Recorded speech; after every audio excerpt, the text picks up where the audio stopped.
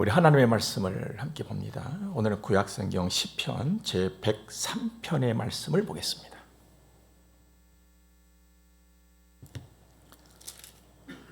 (12절에서) (14절까지의) 말씀을 먼저 보도록 하겠습니다. 동이 서에서 먼 것 같이 우리의 죄과를 우리에게서 멀리 옮기셨으며 아버지가 자식을 긍휼히 여김같이 여호와께서는 자기를 경외하는 자를 긍휼히 여기시나니 이는 그가 우리의 체질을 아시며 우리가 단지 먼지뿐임을 기억하심이로다. 아멘. 하나님의 사랑이 나를 살렸습니다. 이 하나님의 사랑이 오늘도 나를 행복하게 합니다. 여러분과 제가 받은 이 하나님의 사랑 그 속에는 불쌍히 여김이 들어있습니다. 그래서 우리가 하나님의 사랑을 받았다, 이건 또 하나님의 불쌍히 여김을 받았다는 의미가 되겠습니다. 그래서 우리도 서로 불쌍히 여기면서 사는 것이죠. 에베소 4장 보니까 서로 친절하게 하며 불쌍히 여기며 서로 용서하기를 하나님이 그리스도 안에서 너희를 용서하신 것 같이 하라. 주님 말씀을 하셨습니다. 불쌍하다, 이 말은 가엾고 애처롭다는 의미를 갖습니다. 구약성경 출애굽기서 제2장을 보면 바로의 딸, 바로가 그 왕의 딸이니까 공주였지요. 그녀가 어느 날 나일 강변을 걷는데 그 갈대 그 숲 사이에 상자 하나가 걸려 있는 거예요. 시녀를 보내서 그 상자를 건져와서 열어보니까 한 남자아이가 울고 있잖아요. 아, 히브리인의 사람이구나 이렇게 생각을 하고 그 아이를 보면서 공주가 불쌍히 여겼다고 합니다. 그래서 그 불쌍히 여김은 그 자리에서 그대로 멈춰 있는 것이 아니고 시녀에게 명했지요. 뚜껑을 열고 아이를 건져내라고.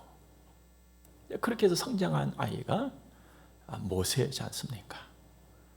이렇게 불쌍히 여긴다는 것은 동정심이 일어나는 거예요. 그리고 이 동정심이 일어나면서 아주 선한 행동으로 이어지는 것이 그 특성이라고 하겠습니다. 그런데 오늘 본문의 말씀 보면 여호와 하나님이 아버지가 자식을 긍휼히 여김같이 자기를 경외하는 자를 긍휼히 여기신다고 말씀을 하시잖아요. 여기서 긍휼이라고 하는 것은 불쌍히 여기는 그 마음을 훨씬 뛰어넘는 거예요. 그보다 더 큰 거란 말이죠. 그 선한 행동, 선한 일, 바로 그 사랑을 쏟아 부어주는 거예요. 근데 하나님이 긍휼히 여기신다, 하나님이 불쌍히 여기신다, 하나님이 사랑을 쏟아부으신다, 이건요 죄인 한 사람이 살아날 때까지 그 사랑을 쏟아부으세요. 그럼 살아나면 끝이냐? 살아나서 하나님의 자녀로 살아가는 동안 내내 계속 쏟아부으시는 거예요. 이게 하나님의 긍휼하심이거든요. 그런데 오늘 말씀 보니까 자기를 경외하는 자에게 그렇게 하신다는 거예요. 하나님이 특별히 더 그렇게 하신다는 거거든요. 자, 그렇다면은 하나님 자기를 경외하는 자가 누구냐? 예수 믿는 사람이죠. 달리 표현해 보면은 하나님의 사랑을 다 받고 살아난 사람이에요. 근데 살아나서 그 하나님께 감사하고 그 하나님 바라고 그 하나님을 의지하면서 살아가고 있는 여러분과 저를 말하고 있다는 겁니다. 하나님의 사랑 끝이 없어요. 그래서 우리는 이렇게 말하잖아요. 하나님의 사랑을 나는 받았습니다. 그리고 하나님의 사랑을 지금도 받고 있습니다. 그래서 이렇게 말하는 거예요. 야, 하나님이 예수 믿는 나를 정말로 그렇게 사랑을 쏟아 부어주실까? 정말이에요. 이걸 우리가 잘 이해하도록 하기 위해서 하나님은 아버지를 들먹거리고 계시잖아요. 아버지가 너희들이 하는 것처럼 내가 그렇게 한다. 여기서 아버지는 부모거든요. 부모. 그럼 부모가 자식을 향한 사랑은요 아주 독특합니다. 예수님께서 웃으시면서 말씀하셨어요. 얼마나 독특하냐면 너희가 악할지라도 좋은 것 자식에게 줄 줄 아는구나, 이렇게 말씀하셨어요. 악하다 이 말은요 선하지 못하다는 거예요. 완전하지 못하다는 거예요. 불완전해. 선하지도 못하고 불완전하고. 그런데도 자식을 향해서는 특심이요. 이게 부모예요. 좋은 것 주려고 하고. 보세요 여러분들, 진짜 이상한 일이 있습니다. 뭐냐면 부모의 마음은 그냥 자식한테 가요. 그냥 가. 이유가 없어요. 누구도 막을 수가 없어요. 그것은요 그냥 사랑이에요. 성질을 때로는 나면서도 그냥 사랑해줘. 그냥 이게 고생인 줄 모르고 고생을 다 하지요.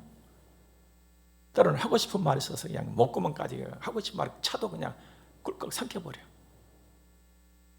이게 부모의 사랑이에요. 물론 세상에는 부모라고 하는 이름만 가지고 그렇지 못한 사람도 있다고 제가 종종 말하지요. 우리 주변에도 그런 사람들도 꽤 있어요. 이건 어떤 부모냐 도대체? 어떻게 생겨먹은 부모냐? 악함에다가 병이 더해진 거예요. 이건 진짜 몹쓸 병이지요. 하지만 부모는 부족한 가운데서도 참 자식을 사랑해요. 자식들은 그것을 몰라요. 저도 자식으로만 있을 때, 아들로만 있을 때는 그것을 전혀 몰랐어요. 여러분도 그렇지 않아요? 근데 자식으로 있으면서 부모로 조금 바꿔지니까 이제는 알겠더란 말씀이죠. 그냥 마음이 자식한테 그냥 가는 거, 그냥 가. 고생을 마다하지 않아요. 그냥 고생을 하면서도 즐거워요. 그럴 때마다 내가 지난날 대했던 부모님을 생각하면서 좀 후회스럽기도 하고 좀 죄송스러운 마음도 갖고 또 그래서 아파하기도 하고 그리워하기도 하고 이렇게 살거든요. 이것이 인생인 것 같아요. 부족함, 악함이 있는 나, 사람, 그리고 부모. 그런데 우리가 믿고 섬기는 하나님 어떤 분이십니까? 완전하신 분이거든요. 불완전함이 없으신 하나님이세요. 선하셔. 예수님이 증거했죠. 선한 선생은 딱 한 분 하늘에 계신 나의 아버지다. 정말 선하신 분이세요. 그분이 나를 사랑하신다. 이건 엄청난 것이죠. 예, 놀라운 일이 벌어질 수밖에 없단 말입니다. 정말 그렇잖아요. 나의 자금, 나의 어리석음, 나의 죄됨까지 다 품어버렸잖아요. 그리고 이런 나를 보시면서 기뻐하시고 때로는 기다려주시고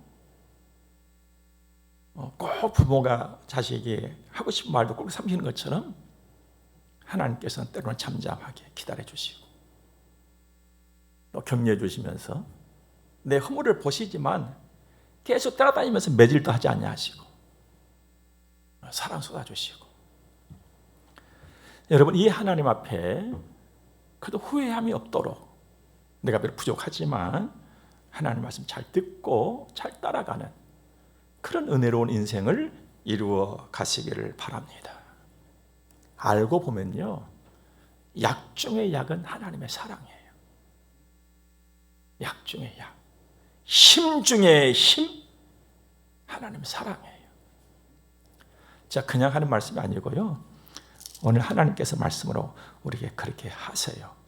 3절부터 말씀을 좀 보면 이렇게 기록되어 있죠. 5절까지 그가 네 모든 죄악을 사하시며 네 모든 병을 고치시며 네 생명을 파멸해서 속량하시고 인자와 긍휼로 관을 씌우시며 좋은 것으로 네 소원을 만족하게 하사 네 청춘을 독수리같이 새롭게 하시는 도다. 좋은 거 주고 또 주고 또 더 주고, 내 청춘이, 내 힘이, 내 삶이 독수리처럼. 독수리는 고난을 무서워하지 않은 그런 존재잖아요.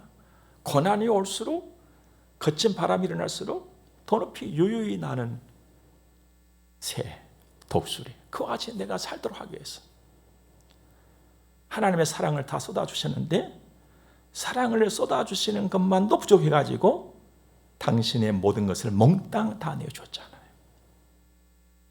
예수 그리스도 이 땅에 오심, 십자가의 죽으심 말입니다. 로마서 5장 보니까 우리가 아직 기회 됐을 때, 내가 뭐 쓸만한 사람이 되고 그때 뭘 하나님 어떻게 손 쓰신 것이 아니라, 아직 난 쓸만한 존재도 되지 못했어요. 아직 죄인 되었을 때 그리스도께서 우리를 위하여 죽으심으로 하나님께서 우리에 대한 자기의 사랑을 확증하셨다. 내가 이만큼 사랑하고 있어. 이걸 증거로 우리에게 보여주셨단 말씀입니다. 12절 말씀에서는 그 일을 이렇게 설명하고 있지요. 동이 서에서 먼 것 같이 우리의 죄과를 우리에게서 멀리 옮기셨으며. 여러분, 이 죄의, 인간에게서 죄의 문제는 아무도 해결할 수가 없어요. 나도 내 것을 해결할 수가 없어. 내 안에 있는 것을 내가 버릴 수가 없어요. 이거 죄거든요. 근데 하나님이 예수님을 통하여서 깨끗하게 이 일을 해 주셨습니다. 여러분과 저는 하나님의 그 긍휼히 여기심, 그 사랑을 받았어요. 하나님의 사랑을 내가 받았다, 이 말은 하나님의 사랑이 나의 전신에 흐르고 있다는 거예요. 그럼 내 전신만 흐르고 있느냐? 내 삶의 전반에 이 하나님의 사랑이 흐르고 있다는 것입니다. 그래서 바울 사도께서 가르쳐줬잖아요. 이 사랑으로, 바로 이 사랑으로 모든 것을 이기는 힘이 된다. 이긴다. 이 사랑으로 다 이기는 거예요. 그 사랑의 능력인 거예요, 여러분들. 에베소 2장 4절에 보니까 긍휼이 풍성하신 하나님이 우리를 사랑하사 그 큰 사랑을 인하여 허물로 죽은 우리를 그리스도와 함께 살리시고, 사랑이 살렸어요. 하나님의 사랑이 나를 살렸어요. 하나님의 사랑이 나를 오늘도 행복하게 하고 있습니다. 그런데도 나는 아직 철없이 살 때가 많아요. 흔들려. 반석 같은 믿음이면 좋겠는데 반석 위에 서서도 흔들리잖아요. 땅이 흔들려서 내가 흔들린 것이 아니라 그냥 내가 흔들려 부족해가지고 믿음으로 좀 굳게 섰으면 좋겠는데, 새해가 될 때마다 내가 올해는 굳게 서야지, 믿음으로 서야지 아마 다짐했는데 또 한 해를 맞아서 돌아보면은 이게 또 그냥 그 모양인 게 나란 말이죠. 누구 탓할 것이라 내가 그렇게 살아가고 있어요. 그런데 정말 다행스럽고 감사해야 될 것은 이런 나의 체질을 하나님 아신다는 거예요.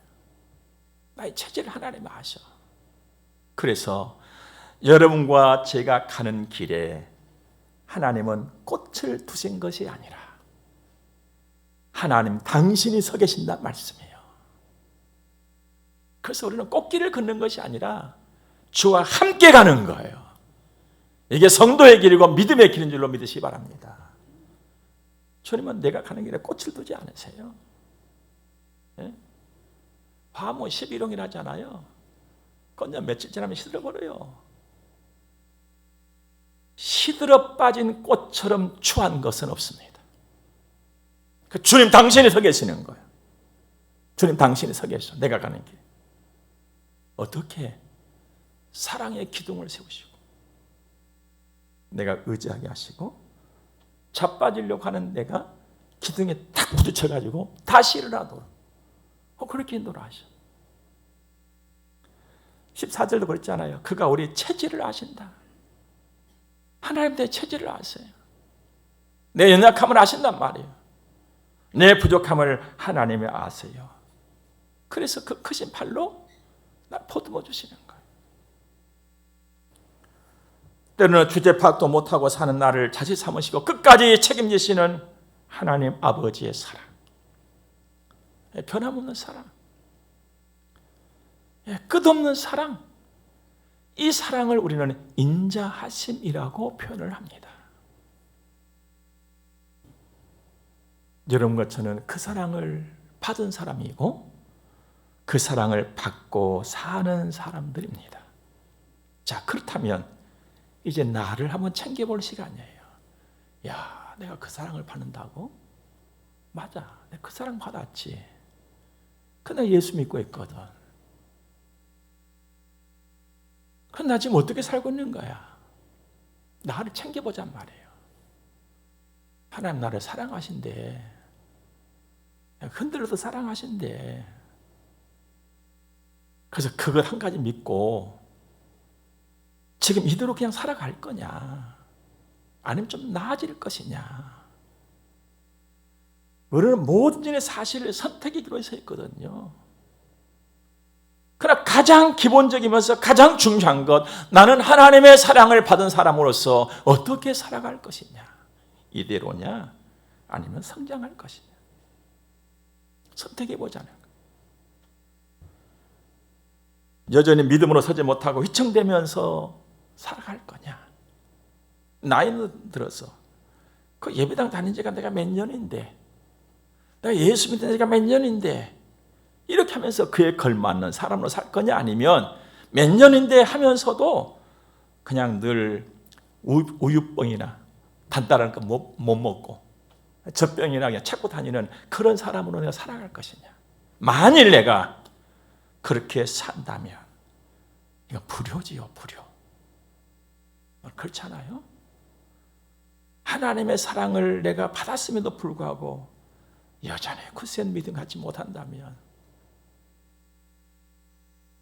내 이해력도 부족하고 사랑도 부족하고 모든 것 그냥 바닥난 그냥 낙제 점수 받고 그렇게 살아간다면, 예배하는 것도 기도하는 것도 늘 낙제 점수 받고 살아간다면, 하나님의 사랑은 여전하지만 나는 그 하나님께 대해서 불효하느냐 이 말입니다.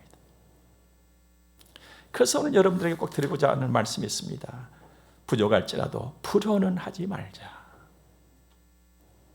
부족할지라도 불효는 하지를 말자. 힘을 내서 열심을 다하자는 거예요.